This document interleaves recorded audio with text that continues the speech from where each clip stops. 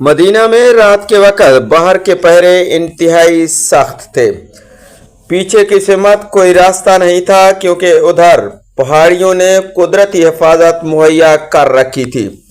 उधर इधर पहरेदारों और गश्ती संतरियों की ज्यादा तादाद रखी गई थी और शहर के किसी आदमी का वहां जाना बहुत मुश्किल था।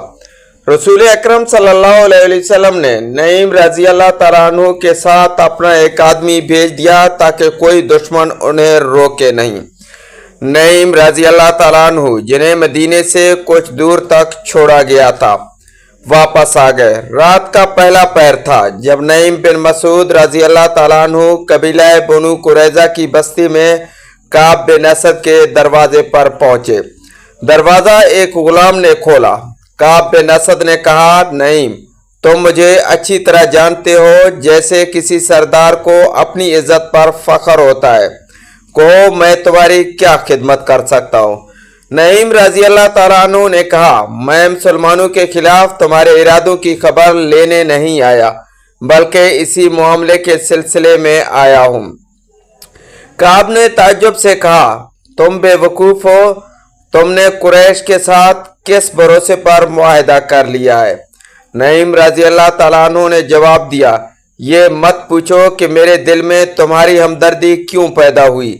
मैं खुद मुसलमान नहीं हूँ, लिहाजा मुसलमानों की तरफदारी भी नहीं करता, मगर मेरे दिल में इंसानियत की हमदर्दी है और ये हमदर्दी तुम्हारी उन खूबसूरत और जवान बेटियों, बीवियों और बहनों के लिए है जो अगर तुमने गलत कदम उठाया तो मुसलमानों की लौंडियां बन जाएंगी।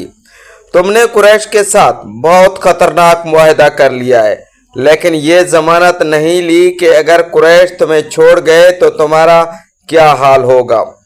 काब बिन असद ने कहा, हम मुसलमानों से लड़कियां लेंगे। हमने भी कबीले के साथ मुआहिदा किया है, मगर कुछ जमानतें भी ली है। काब बिन असद ने पूछा, क्या वो कंधारा जाएंगे। मर्दों के लश्कर को भूख ने तंग करना शुरू कर दिया था। मुझे भूख की शिद्दत से तकलीफ हो रही है। मैं नहीं चाहता कि कल तुम मेरे कबीले को बदनाम करो। ये न कहा जाए कि तुम मुसलमानों के रहम करम पर छोड़े गए थे।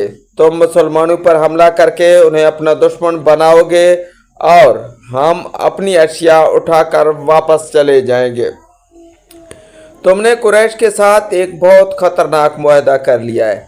शहर का वो इंजाम जो मुसलमानों के हाथों हुआ था तुम्हारे सामने होगा।